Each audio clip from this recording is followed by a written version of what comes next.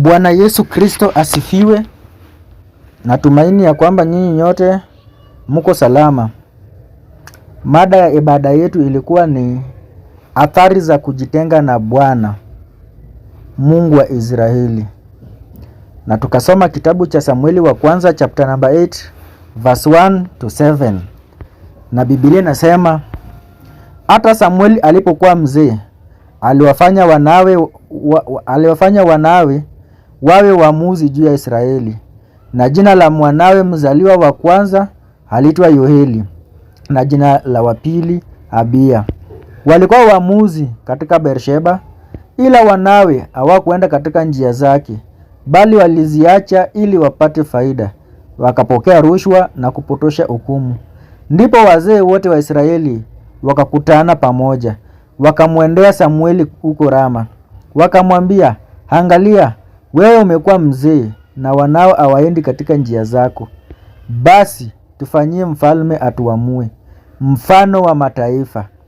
Lakini neno hilo likawa baya machoni pa Samueli waliposema, tupe mfalme atuamue. Naye Samueli akamwomba Bwana. Bwana akamwambia Samueli, isikilize sauti ya watu hawa katika kila neno watakalo kwambia, kwa maana hawakukukataa wewe, bali wamenikataa mimi, ili nisiwe mfalme juu yao. Kwa hivyo katika hii maandiko Biblia inasema kwamba watu wale walimkataa Bwana asiwe mfalme wao. Yaani wakati walikataa uongozi wa nyumba ya Samueli, Biblia inasema ya kwamba wamemkataa Bwana. Ni kama wamemkataa Bwana. Juu ukisoma hapo verse number 5, Samueli wa kwanza 8 verse number 5, Biblia inasema wakamwambia, angalia, wewe umekuwa mzee na wanao hawaendi katika njia zako. Basi tufanyie mfalme atuamue, mfano wa mataifa yote. Kwa hivyo hawa watu walikuwa wanataka wakuwe kama wale mataifa wengine ambao walikuwa wanatawaliwa na mfalme. Sasa wanaambia Samueli, tufanyie mfalme atuamue. Wanasahau ya kwamba wao walikuwa wanaongozwa na Bwana, na Bwana ndiye alikuwa mfalme wao. Mungu ndiye alikuwa mfalme wao. Kwa hivyo wanasahau ya kwamba wako na mfalme. Kwa hivyo wanataka mfalme mwingine ambaye anafanana kama wale wa mataifa ndio waongoze na waamue. Yaani wamesahau ya kwamba wanakuanga na mfalme na Mungu ndiye mfalme wao. Huyu Mungu ndiye mfalme wetu. Kitabu cha Ufunuo wa Yohana chapter number 19. Ufunuo wa Yohana chapter number 19 tukianzia verse number 11. Ufunuo wa Yohana chapter number 19 tukianzia verse number 11. Revelation 19 verse number 11. Biblia inasema, kisha nikaziona mbingu zimefunuka, na tazama farasi mweupe, na yeye aliyempanda aitwaye mwaminifu na wa kweli, naye kwa haki hahukumu na kufanya vita. Msisahau kwamba mwaminifu na wa kweli huyo ni Yesu Kristo. Kwa maana John 14:6 anasema, mimi ndimi njia na kweli.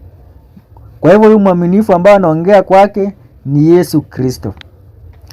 Verse number 12 anasema, na macho yake yalikuwa kama mwali wa moto, na juu ya kichwa chake vilemba vingi, naye ana jina lililoandikwa asilolijua mtu ila yeye mwenyewe.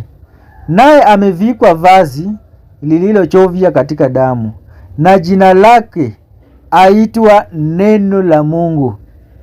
Na majeshi yaliyo mbinguni wakamfuata, wamepanda farasi weupe na kuvikwa kitani nzuri nyeupe. Na upanga mkali ukatoka kinywani mwake, ili awapige mataifa kwa huo.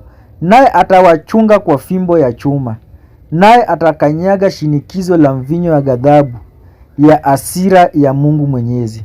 Verse number 16 nasema, naye ana jina limeandikwa katika vazi lake na paja lake, mfalme wa wafalme na Bwana wa mabwana. Narudia verse number 16. Naye ana jina limeandikwa katika vazi lake na paja lake, mfalme wa wafalme na Bwana wa mabwana. Sasa hawa Waisraeli wako na akili mzuri kweli, kwa sababu already wako na mfalme wa wafalme na wako na Bwana wa mabwana.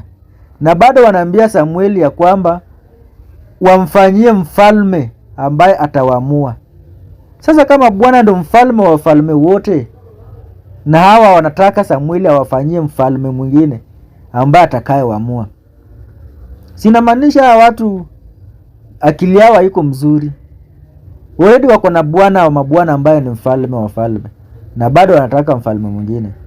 Sasa ndio muona Biblia inasema hapo 1 Samuel 8 verse number 7, Bwana akamwambia Samueli, isikilize sauti ya watu hawa katika kila neno watakalo kuambia, kwa maana hawakukukataa wewe, bali wamenikataa mimi, ili nisiwe mfalme juu yao. Kwa hivyo Bwana ndiye alikuwa mfalme wa Israeli. Na kumbukeni tumesoma Bwana ni mfalme wa wafalme, na yeye ndiye alikuwa mfalme wa Israeli. Kwa hivyo Waisraeli wakamkataa Bwana na wakataka wapatiwe mfalme ambaye atawaamua, mfalme ambaye atawaongoza katika vita, mfalme ambaye atawasaidia. Kwa hivyo wakamkataa Bwana ambaye ni mfalme wa mfalme, na wakataka mfalme ambaye ni binadamu kama wao. Kumbe hiyo ndio blanda ambayo walimake. Kumbe wakati ambapo unakataa Bwana awe mfalme wa wafalme, wakati ambapo unamkataa Kristo Yesu awe mfalme wa wafalme katika maisha yako, kumbe hapo ndio unaanza kumake blanda ingine kubwa sana. Wakati ambapo unakataa mfalme wa mfalme ambaye ni Bwana. Ndio umeona kitabu cha Jeremiah chapter number 2 verse 5. Mungu anateta sana. Jeremiah 2 verse number 5. Jeremiah 2 verse number 5. Jeremiah 2 verse number 5.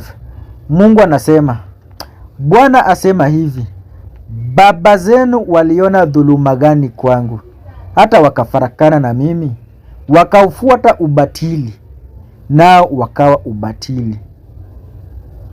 Sikieni tu. Jeremiah 2:5. Bwana asema hivi, baba yenu waliona dhuluma gani kwangu, hata wakafarakana na mimi, wakaufuata ubatili, nao wakawa ubatili. Mungu anauliza, ni dhuluma gani waliona kwangu?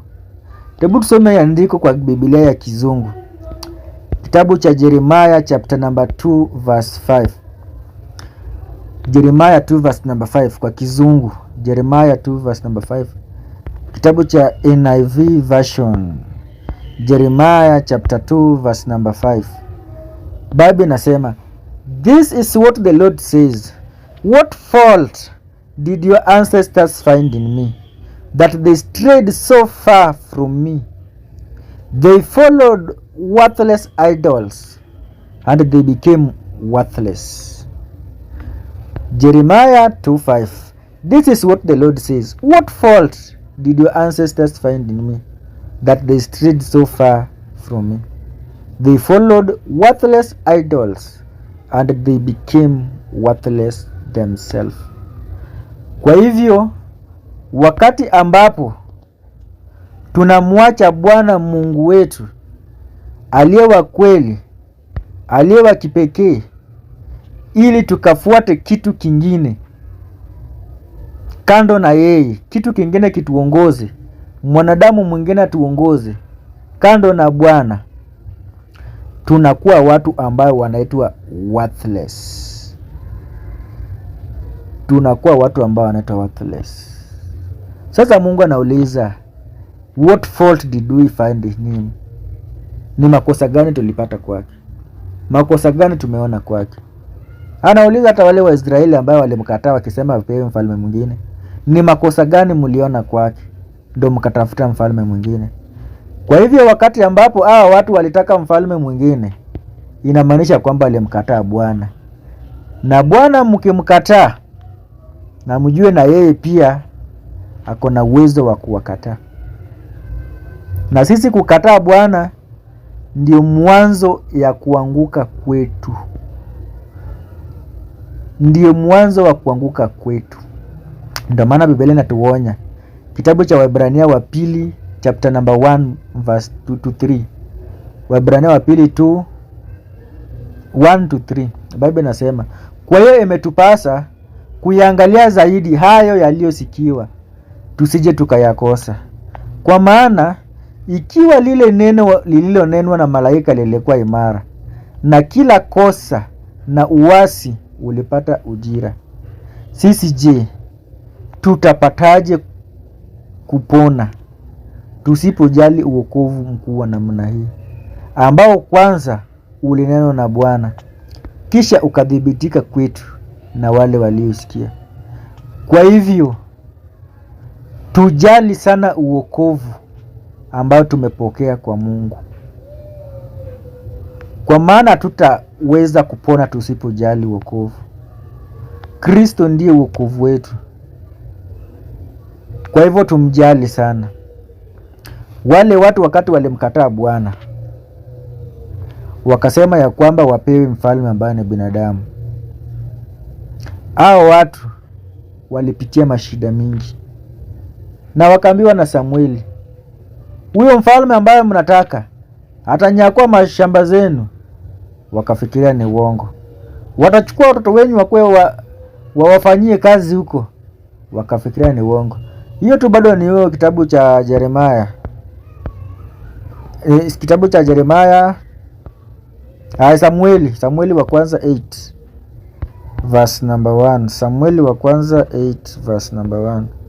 Samueli wa kwanza 8 verse number 1. Tulikuwa tumefika mpaka 8. Mali Samueli anaambiwa asikilize sauti ya hao wa Israeli. Asikilize sauti yao. Sasa verse number 9 Biblia inasema, basi sasa isikilize sauti yao, lakini uwaonye sana na kuwaonyesha desturi ya mfalme atakayewamiliki. Naye Samueli akaambia watu wale waliotaka mfalme maneno yote ya Bwana. Akasema, mfalme atakayewamiliki nyinyi atakuwa na desturi hii: atatua wana wenu na kuwaweka kwake kwa magari yake na kuwa wapanda farasi wake, nao watapiga mbio mbele za magari yake. Naye atawaweka kwake kuwa makida juu ya 1000 na makida juu ya 50, na wengine atawaweka walime shamba lake na kuvuna mavuno yake na kufanyiza kazi zake za vita na vyombo vyake magari. Na binti zenu atawatua kuwa wafanyikazi wa maramu na wapishi na waukaji. Atachukua makonde yenu na mashamba yenu ya mizabibu na mizeituni na yale yaliyo mazuri sana, ili awapee watumishi wake. Naye atawatoza ushuru wa mbegu zenu na mizabibu yenu, awape maakida wake na watumishi wake. Atawatua watumishi wenu na wajakazi wenu na ng'ombe zenu walio wazuri sana na punda zenu, naye atawatia katika kazi zake mwenyewe. Atawatoza fungu la 10 la makundi yenu, nanyi mtakuwa watumwa wake. Nanyi mtalia siku ile kwa sababu ya mfalme wenu mliyemchagua. Bwana asiwajibu siku ile. Verse number 18 narudia. Nanyi mtalia siku ile kwa sababu ya mfalme wenu mliyemchagua, na Bwana asiwajibu siku ile. Kwa hivyo ule mfalme ambaye walichagua, waliambiwa watalia na Bwana atawajibu. Akaambia mfalme atachukua mashamba yao, atachukua watoto wao, atawatoza fungu la 10 la makundi yao, atachukua ng'ombe zao walio wazuri sana, punda zao, atawatoza ushuru, atachukua mashamba, kila kitu, binti zao, na waliambiwa watalia. Kwa hivyo tujiadhari sana tusikuwe kama wale. Wakati walimkataa Bwana, kilio ndo kilionekana next. Kilio ndo walipata wakati ambapo walichagua mfalme ambaye ni binadamu. Kilio, mashamba zilienda, watoto wao walienda, kila kitu mfalme alichukua. Kwa hivyo sisi pia tunaonywa. Kitabu cha Waebrania 12 verse number 25. Biblia inasema, angalieni msimkatae yeye anenaye, maana ikiwa hawakuokoka wale waliomkataa yeye aliyewaonya juu ya nchi, zaidi sana hatutaokoka sisi tukijiepusha na yeye atuonyaye kutoka mbinguni. Kwa hivyo ile wakati na kina Samueli ndio alikuwa anaonya watu, kwa maana hao ndio alikuwa juu ya nchi. Lakini raundi hii sasa Biblia inasema ni Bwana anatuonya akiwa mbinguni. Na Biblia inasema wakati tumemkataa hatutaweza kuokoka. Tukimkataa huyu Bwana raundi hii hatutaweza kuokoka. Hatutaweza kabisa kuokoka. Kwa hivyo tunaambiwa angalieni msimkatae yeye anenaye. Wale hawakuokoka wale. Wakati walikataa kusikia sauti ya manabii watumishi wao hawakuokoka. Sisi pia tusiposikia saizi sauti ya Bwana ambaye anatuonya kutoka mbinguni hatutaokoka. So tusikilize sana sauti ya Bwana. Na sauti ya Bwana inasema kwamba tusimkatae. Maana yeye ndiye mfalme wetu. Yeye ndiye mfalme wa wafalme. Kwa hivyo tusitake mfalme mwingine. Mfalme wetu ni mmoja, ni Bwana peke yake. Kwa hivyo tusimkatae. Na anatuonya sana. Anatuonya kupitia kwa hawa wachungaji ambayo tunaonanga kwa makanisa kila siku. Anatuonya kupitia kwa watumishi wake. Kwa hivyo wakati ambapo watumishi wake wanga wanaongea, mjuange hiyo sauti na kuanga ni ya Bwana. Wanaongea kama wanadamu, nafikiri wanadamu wanaongea. Kumbe ni Bwana ndiye anaongea ndani yao. Kitabu cha Wathesalonike wa kwanza 2-13.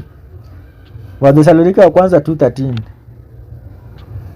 First Thessalonians 2:13. Biblia inasema, kwa sababu hiyo sisi nasi tuamshukuru Mungu bila kukoma, kwa kuwa mlipopata lile neno la ujumbe la Mungu mulilolisikia kwetu, mulilipokea si kama neno la wanadamu, bali kama neno la Mungu, na ndivyo lilivyo kweli kweli, litendalo kazi pia ndani yenu ninyi mnaoamini.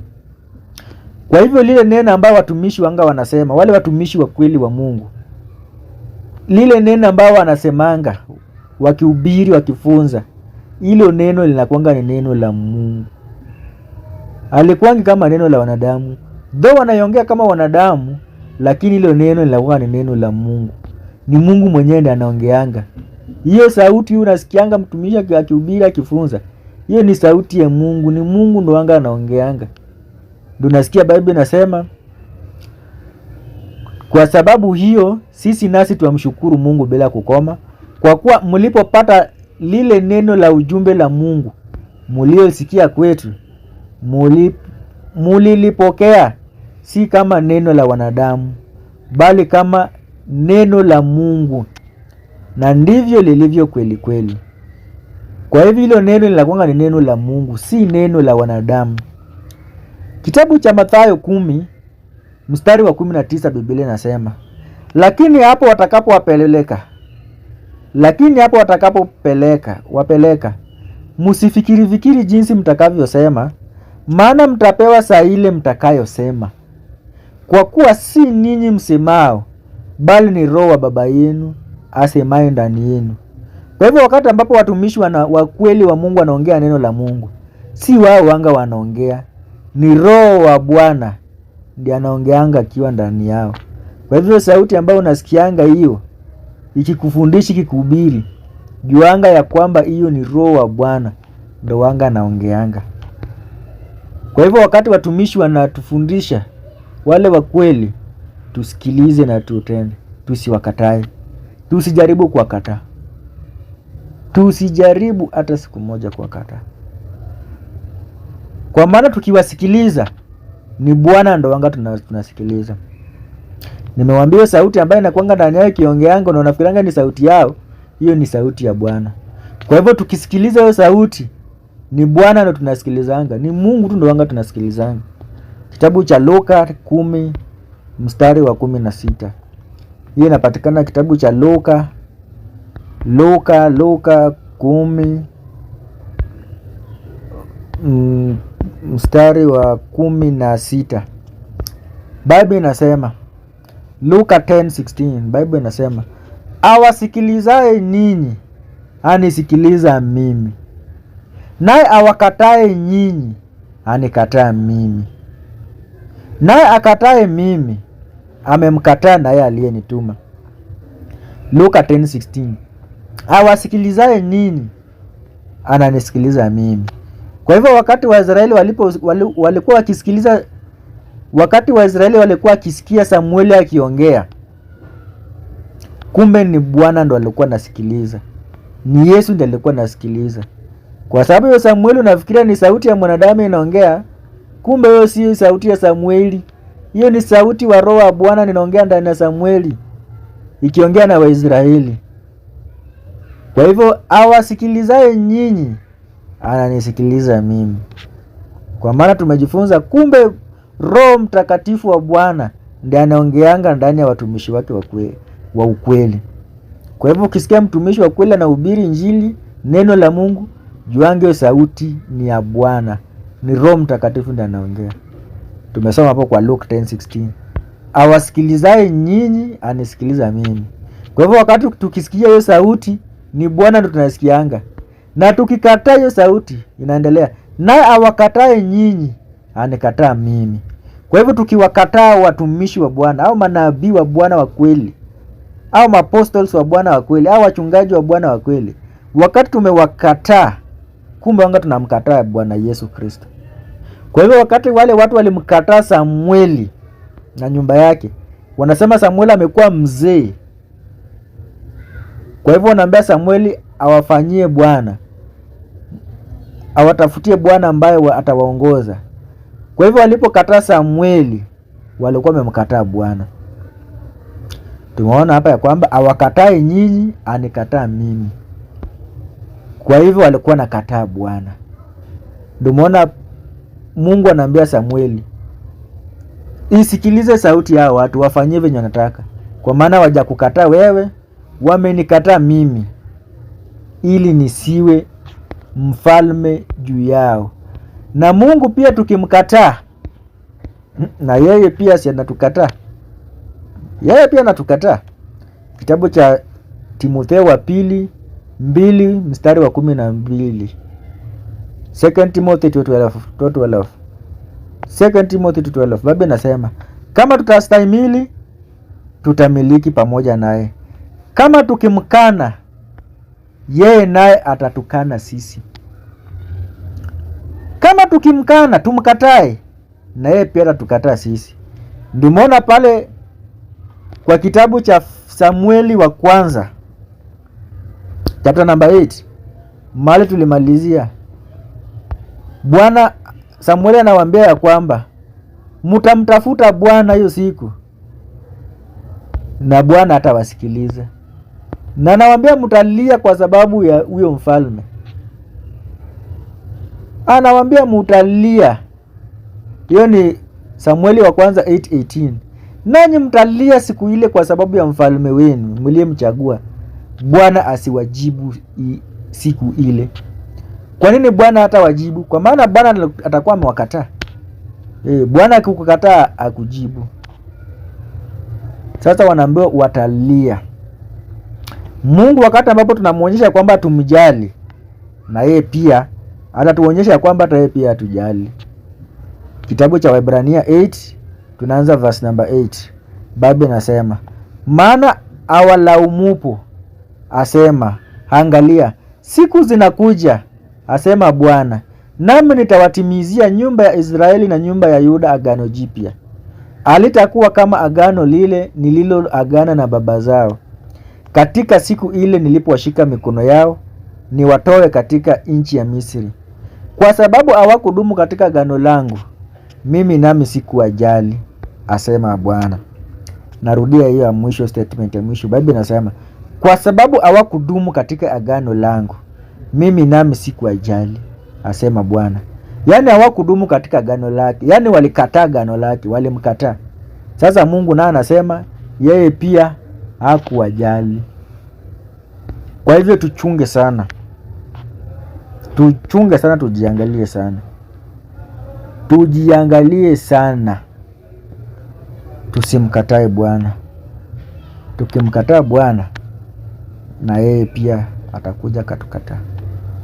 Sasa natumaini ya kwamba kwa hiyo neno kidogo mmepata kubariki.